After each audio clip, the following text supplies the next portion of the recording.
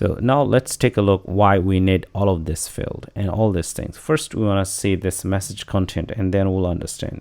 Let's go ahead and click on this. The message content itself is actually has a few fields: token, content type, add time. So this would be coming from Firebase. From Firebase, we'll have token.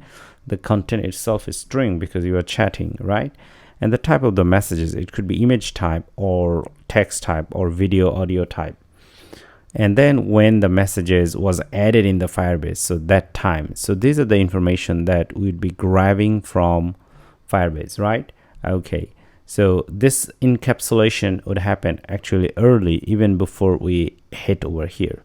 But anyway, so every time a new message comes in, it would be of message content type.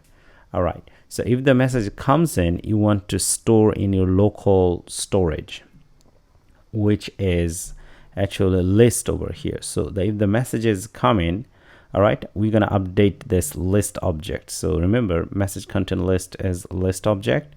How we update? We're going to update it using copyWtih method. So every time a message comes in, we'll call copyWtih method, and then we'll pass the message itself, as well as who the message came from, his token, his name, his avatar, and whether he's online or not, whether messages are loading or not, like that. So these are the related information that we need to update each time. And if we update, then actually we can update our UI, because once we call copyWtih method, we'll trigger emit function or features that related to emit, and after that our UI would get updated. So hopefully it makes sense that how it should work.